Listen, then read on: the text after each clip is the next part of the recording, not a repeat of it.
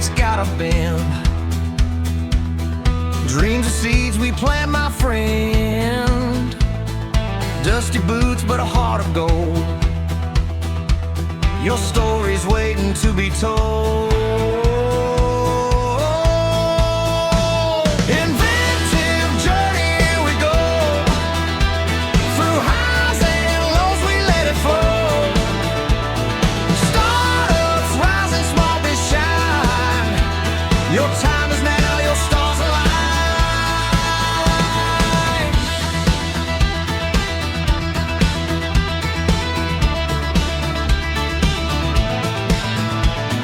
Cowbell ring and feel the beat.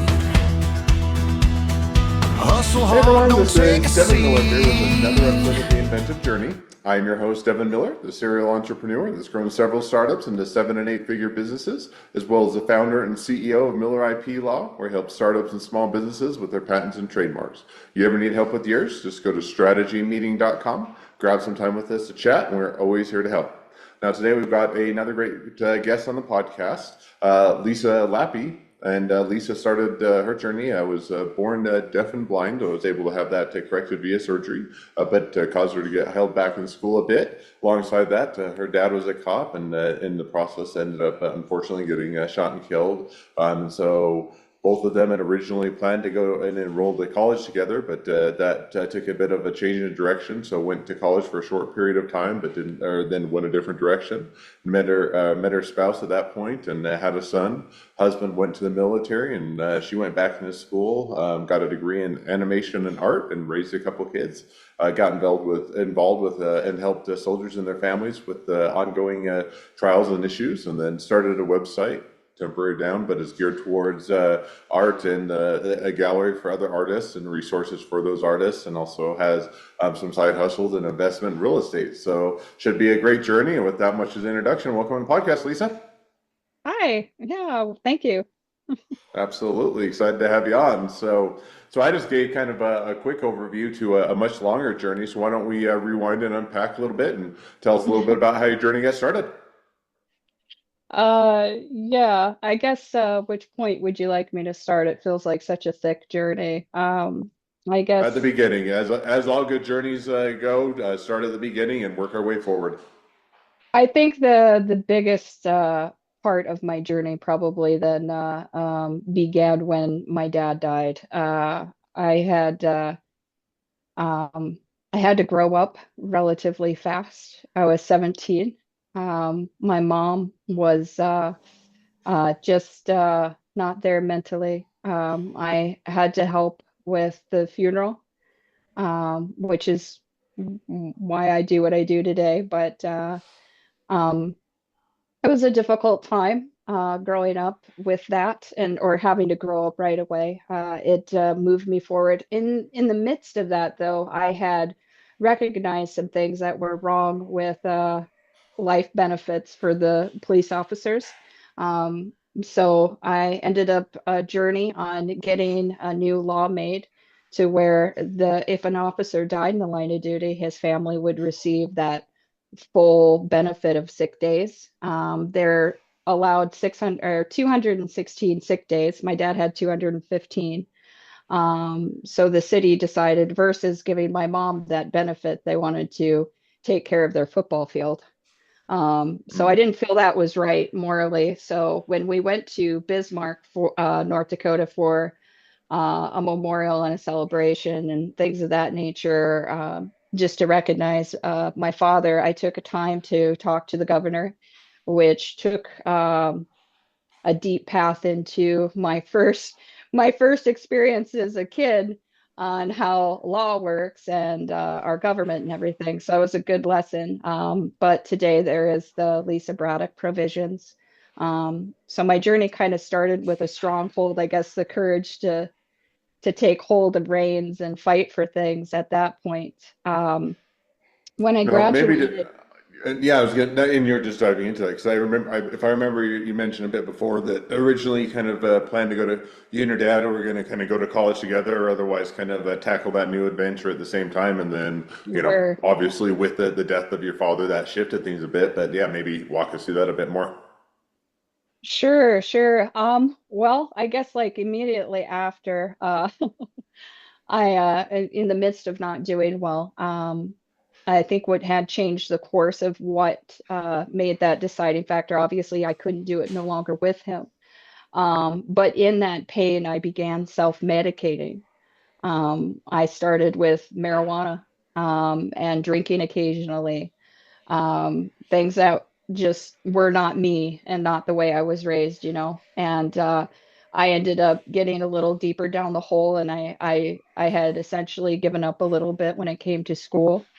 Every time I walked through the doors, it was, so how you doing, you know, or people that never knew I had existed suddenly knew I existed, and it was a great impact on me and eye-opening at the same time. But I was also having a hard time being in the media for like my dad's, you know, for the court case for the murder, and doing, you know, just being in the face of that and being the speaker for my family at the same time, was incredibly difficult to do, and still try to live a teenage life, you know, and everything's been taken from you. You don't have a teenage life anymore. So it just doesn't seem. So I went down this big path with drugs a little bit. Um, I had gotten really bad to the point I was snorting cocaine in the morning to wake up. I was smoking a joint during lunch just to calm down. And then at night I was shooting heroin between my toes so I could sleep. And in the midst of all of that, I was just trying to get through school, trying to help my mom the best I could. Um, and I think just because I went down that sliding slope, I just had felt I couldn't do anything, and I was trying to find myself, because everything that all of a sudden everything that I was and everything was revolved around what happened to my dad, and it was constant. And so and it just, getting through high school was a huge complication in itself. So when I did graduate, it was a huge deal because it was so hard just to get through all of that, because I was getting through it essentially alone.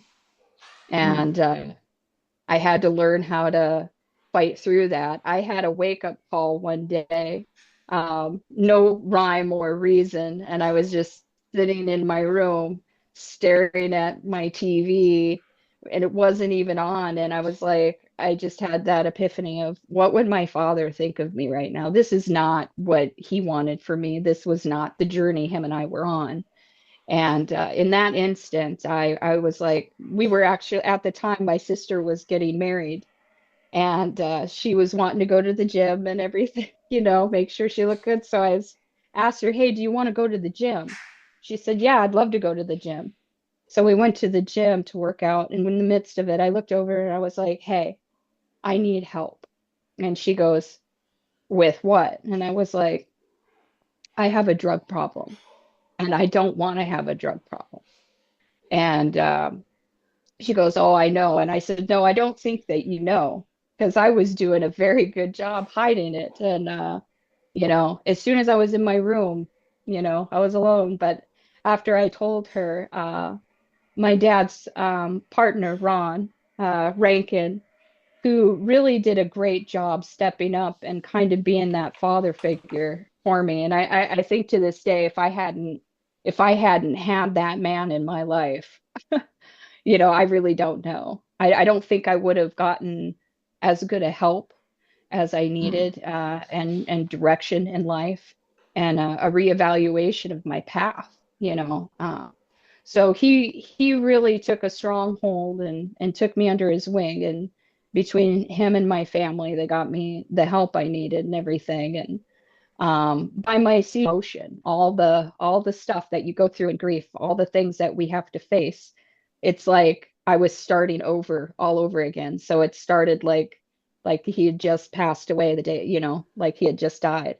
And so I had to recycle all of that. And a huge part of me moving forward, and I guess for my dad, for myself, just to better that. I stayed that course, and I was like, well, I want to do something. I want to be someone, and I don't know who I want to be, but I'm sure not going to become anyone in a town of 1,200 people, and I need to go somewhere. So my sister, she lived in Seattle. And I did want to go to school. I was going to start going to school in Williston, North Dakota, just to get out my basics and figure out what I wanted to do in life. And I just decided it'd be better to get out of the state. So I moved to the Seattle, Washington area, and and that was a great awakening for me. Although it was really hard, I started working 4 jobs. Um, and just I don't know, like that time period feels a little hazy for me because it was so busy. There wasn't a lot in my life that really happened other than working and trying to pay rent. I had went through a few things. I know I had gotten carjacked during that time. So I do remember that. I got in a car accident. I remember that. But just not a lot of motion on that. I worked on an ambulance for a little bit. And that wasn't for me in the city. I think I seen enough in 3 months to cure all my ills for any of that. So things were really just, I was like, oh, I was a mess. I couldn't think straight. I was overwhelmed with everything, just doing my basics and working 4 jobs. I was overwhelmed and I hit a major burnout and a huge breakdown. And I called my mom one day and I said, I don't know. I don't even know what I'm doing. I don't even know who I am anymore. I'm going to all these jobs, I'm doing classes with basics, and I just don't know who the heck I am right now. And she said, do you want to come home? And I said, yeah, I kind of want to come home. And she said, well, come home. So about a month later, I was home. I slept for 4 days. I only got up to eat, shower, and I just slept for 4 days. And I think that was the best thing I ever did because I felt myself starting to slip again in Washington, which you never want to do that. So I caught myself in time and I got settled there. I started working at a restaurant, Perkins. I don't know if you've ever been to a Perkins. Yes, no, I don't know. Sorry. No, yeah, and I was on mute just because it was a little bit loud in the background, so apologize on that. No, that so amidst all of that, and I think one of the other things that you'd mentioned on your journey was so you went through college for a short period, Did. and then you met your spouse as well, Oh, yeah. and he was in the military. So maybe walk us through kind of that phase of the journey where, as you kind of got things turned around, you met your spouse, you went back to school, you raised some kids. Kind of walk us through that phase. Sure, sure, sure. Well, when I started that job, I it was a couple months into it. I had met back up with Ronnie. He's my best friend growing up, and because we had already had the friendship, we fell in love and everything. And in the midst of that, we ended up getting pregnant with my son. We'd already decided we wanted to get married and be together, so we got married and everything. We had our son, Zach, which just best part of my life right there. And uh, Zach died or stopped breathing, tried to die on me like 6 times in the first year of his life. So I didn't get a lot of sleep. They did a lot of tests on him.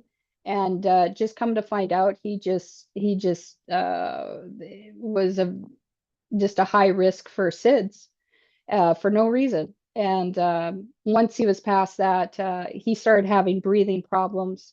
Um, and we found out he had asthma really, really bad and everything. And he was struggling a little bit, staying healthy, like he'd get a cold like that. And our medical bills were just stacking up. And then my husband woke up one morning and, I had to massage his hands open. He was a mechanic at the time, like cars are all he ever knew his entire life.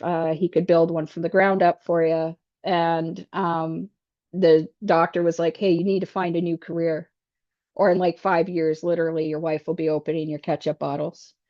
And he came home and he's like, I don't know what to do, you know? And I was like, it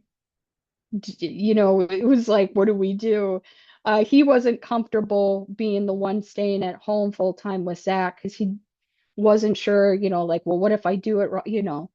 And I was like, well, I'll stay home then with him full time for now. And maybe have you ever thought of going into the military? They do help with education. Maybe you could utilize that, go back to school and learn something, not mechanics, or do something with mechanics that where it's not going to kill your hands, like an engineer or something, I don't know. And so he started looking into the military. He ended up going into the army. He went in as 11 Bravo, so he was an infantryman. Um, we were first stationed in Washington in 2001. And my husband went on his first deployment around 2004. We had our daughter kind of in between there, his first deployment. She was 7 months old when he went for his first deployment, and Zach was 3. And um, so that's kind of how we started our military journey. After we were stationed there for about 5 years, we moved to Germany, which was phenomenal to live there for 3 years. Our children went to a Dodd school, which was awesome. They got to learn English, Spanish, and German. We traveled around Germany. We did a deployment during that time, and that was probably our family's hardest deployment.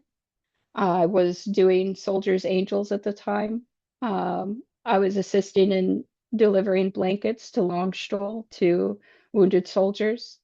That's when I got the deepest involved with FRG. Um, One of our best friends, Gamboa, had passed away had gotten shot and killed. I don't know if you're familiar with the Battle of Sadr City.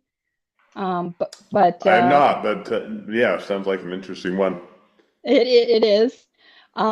It's actually, if you remember them hurrying up and putting up the barriers around Baghdad, and blocking off certain green to make a green zone. Um, it was around March 26th, I believe, was the first day of it, or it was the 25th, but it was when it had started. He had gotten shot in the head, and it went over the radio. And I remember my husband telling me on his end of things, everyone heard about it and just stood still. It was quiet, which he was a good man. He left behind 5 kids. Um, it's just and a wife. And it's really hard to go through that, but we I guess during that's probably the strongest one that stands out for me because it was so just a little too close to home. I know my kids and I had gotten to the point because we had friends that were either dying or they were getting hurt. And it was very emotional during that time because you wake up in the morning and you like hope no one comes to knock on your door. And then at night, you're grateful that no one came to knock on your door. And I think I'd be lying if I didn't say that spouses were very emotionally wrecked, um, stressed and strained on that level too. Um, you're left constantly in in waiting mode, in almost like a paranoia, in a scared sense. And so that had a huge effect on my kids actually during that time. My daughter now, she has a hard time going into a church just because of the amount of times like she hit a point where two and two got put together Um, so she was affected that way. But um, after that deployment, we had moved to California, which was nice, training center. So there's a little bit of a break from deployments, which our family deeply, deeply needed during that time to not only reconnect, but I guess do a little healing from that too. I think the effects and wounds are a lot deeper than most people realize with that. And Now, and then just and fill me in because I know you mentioned at some point along this, and I can't remember when, you also went and decided to go back to school and get a degree in art and animation alongside of helping the military families and raising the kids. So where did all of that slot in? so I actually I had started I'm sorry, yeah, I had started going back to school, Rasmussen College, just to get in because I was like, hey, maybe I just want to get like an associate's on business. So I have kind of a basic core knowledge of my business stuff. And so I had started doing that, which and I started that in Germany. And that was just kind of get things going. But when we moved to California, by that point, I had realized that everything I was doing was constantly going back to like artwork. It was constantly going back to art and creative things. And I talked to my spouse, and he's like, "Well, if this isn't really your path," I was like, "It's really not. I'm at an associate level. I feel confident enough with like the business side of things, but like my heart keeps pulling towards that." And I was like, I've absolutely wanted to get involved in film or do animation, which would be great. And so he goes, well, just do it. So I started doing that in California is during the time when I made that switch. Um, I ended up switching over to the Academy of Art University. I wasn't really caring for Rasmussen's, I guess, program when it came to animation because you were learning, you'd get down and learn one software, and then the next semester they'd flip you over, and now we're going to learn this software, and then we'd come back the following semester, and we're like, yeah, now we're going to go backwards, and so there was so much jumping around that I didn't feel like I was like really learning the software the way that I should really be learning to use the software. And in that note, I started reading about when it comes to like art and theater, anything in the arts, it's just going to a university or just to a private school or just to a college. Um, if you really want the meat and potatoes, if you really want the value of creating and be in an environment with people who really know how to educate on that, it is in your best interest. Like if you truly want to learn art, you truly want to learn film, you truly want to learn these things, you have to go seek those people out. And they are at those art universities. They're at those film workshops. That's where you're really going to learn the meat and potatoes. And when I switched over, they had called me and they had looked over my stuff and why are you not doing fine art? Well, I hadn't thought about doing fine art my whole life. All anybody had ever told me was being an artist is not a realistic job. So my whole life I've been thinking, well, I can't be an artist. I have to find something realistic. But every time I looked around, I was like, yeah, but doesn't somebody need to know how to do art to do that, to design that, to that, to that, to that? Isn't our whole world created by art? Everything's being designed by somebody. Um, so when I look around, that's what I see. I see a world full of art because someone had to design it. Um, and so So now, I how had do, so now, see, yeah, so you went through, got that, went through that degree kind of, and making come to that conclusion. Now, I think that segued or kind of led you on the path to kind of the business where you're at today. So maybe kind of connect those dots and catch us up to where the journey's led to today. Yeah. Well, once I started really getting into art school, they opened up my eyes, to how you get out there, getting your name. you are your best advertiser and marketing tool. I mean, it's all about you. And so they really helped me do that. I started doing a lot of networking around New York. We lived around Fort Drum. So we were by Carthage in Watertown, New York. I started going to the local galleries. There is a Gallus Skipment gallery in Watertown, and I linked up with her. She's just as creative as me, and I had made a huge Nirvana glow in the dark painting, and it ended up being a huge hit in downtown Watertown. People showing up to take pictures and stuff you know, um, and I started becoming a little more well known around town or in that area for artwork. And to the point that, people are talking to my kids about it in school, like they couldn't escape it. And is that your mom? Things like that. So I felt bad for them for that in that token because it did take a toll for them at certain markers, but it was great in a sense of, I guess, just like for me personally, like, yay, I finally, I'm getting somewhere. I'm getting names. I'm getting clients. I'm taking, and doing, you know, um, works for people and things like that. And it was great. So I started gaining business. And every time I made money, I took that art money and I reinvested it into myself, versus going out and spending it. It was reinvest, reinvest, reinvest. And I kept doing that until I started meeting a point where I was like, I'm going to need some help with marketing and things of that nature and advertising.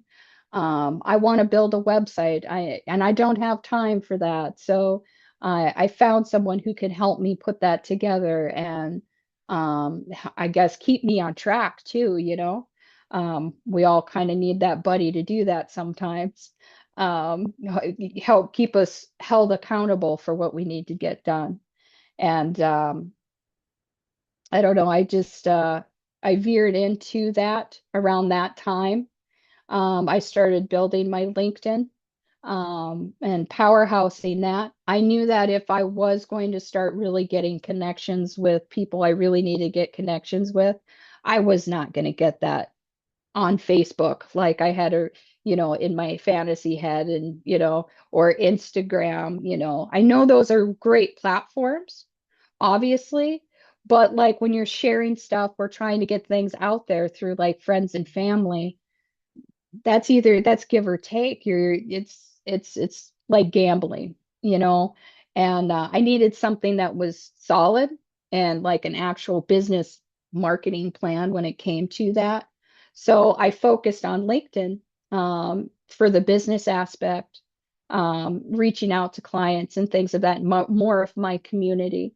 And building my community through there is really, I mean, LinkedIn has really been like a godsend for me as far as being able to reach out. I've been able to win an art award, with India, and I can never say the town right. It looks like if my memory is right, it's Rajari. I'm not sure that I'm saying that right, and that's okay. Um, So but now, so yeah, now catch us. So with that as kind of the stepping into it, or otherwise kind of heading in that direction. Now catch us up, kind of as we're kind of reaching towards what would be the end of the episode. Want to make sure we kind of catch up yep. to where things are at today and kind of where things are headed. So maybe connect those dots or catch us up to where things are at. Yeah. Now today, I guess in current time, I'm currently rebuilding my website, as well as planning those trips for the art, going for those art trips for those art awards so I can produce stuff.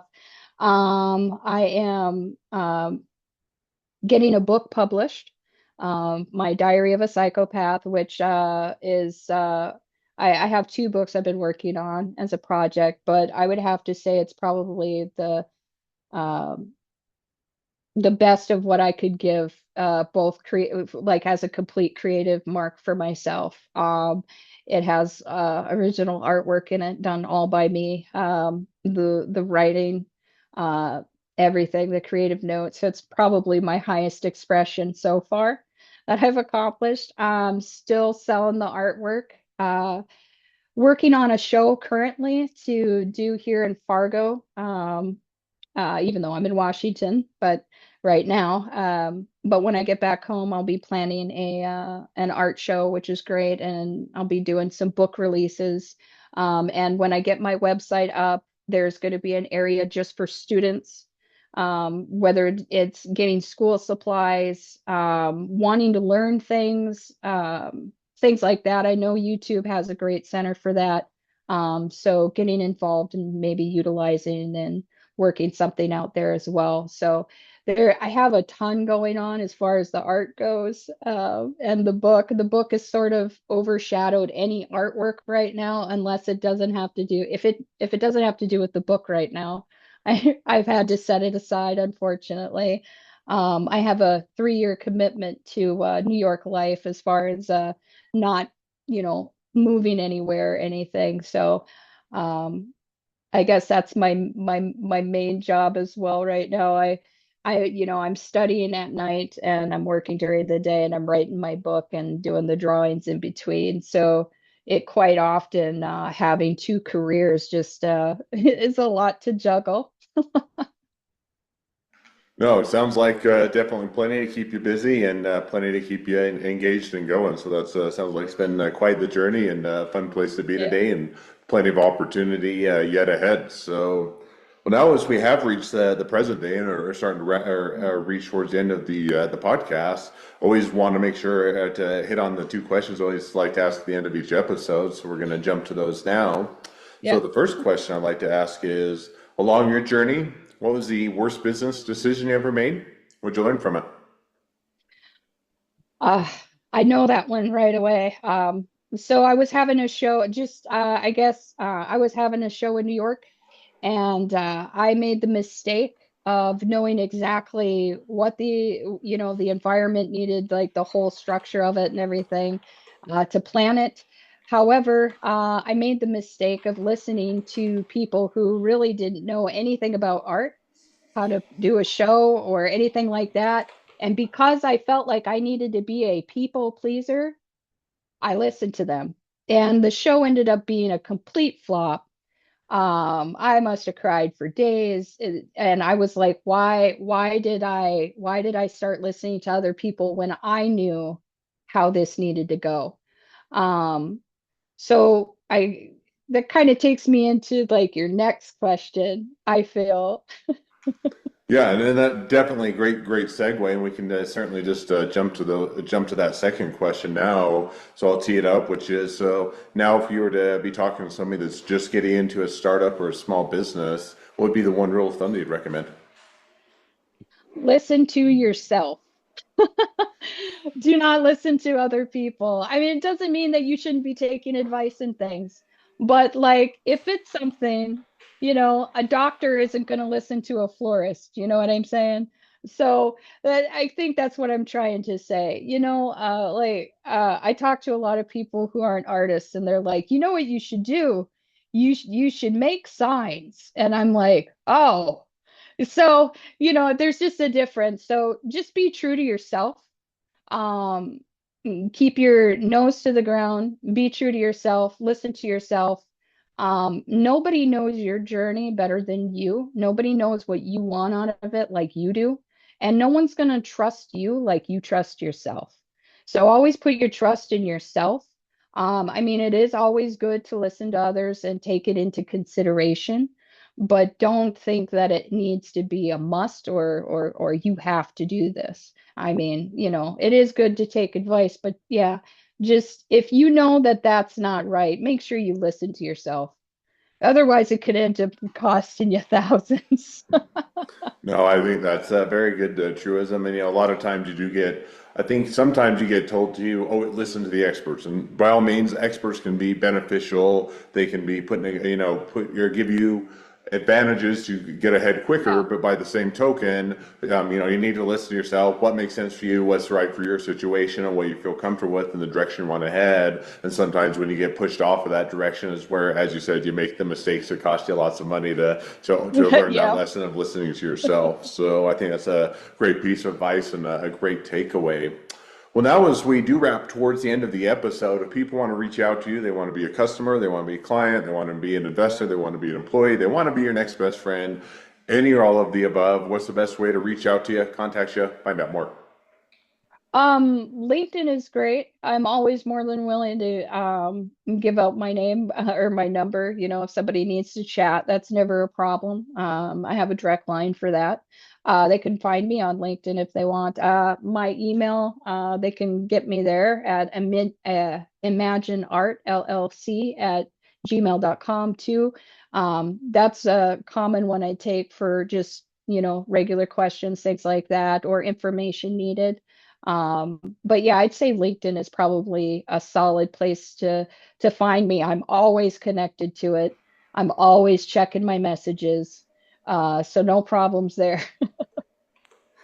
Awesome. Well, I definitely encourage people to reach out, support a great business, expand their network, and if nothing else, make a new best friend. So with that, thank you again, Lisa, for coming on the podcast. It's been fun. It's been a pleasure. Now, for all of you that are listeners that are out there, if you have your own journey to share and you'd like to be a guest on the podcast, we'd love to have you. So just go to inventiveunicorn.com, apply to be on the show. A couple more things as listeners, make sure to click share, subscribe, leave us a review, helps us to reach even more startups and small businesses to help them along their journey to success. Along that note, if along your journey you ever need help with patents or trademarks or anything else with your startup or your small business, just go to strategymeeting.com, grab some time with us to chat, and we're always here to help.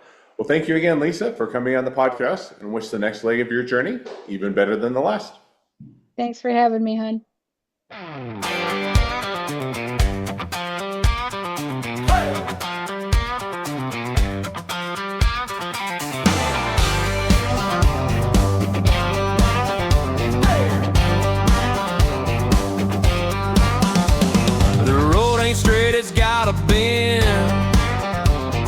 Dreams of seeds we'd plant, my friend. Dusty boots, but a heart of gold. Your story's waiting to be told. Inventive journey, here we go. Through highs and lows, we let it flow. Startups rising, small be shine. Your time is now, your stars align.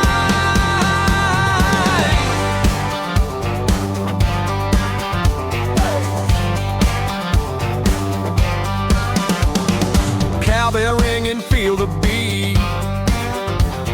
Hustle hard, don't take a seat. Every step you're blazing trail. Inventive journey never fails. Inventive journey.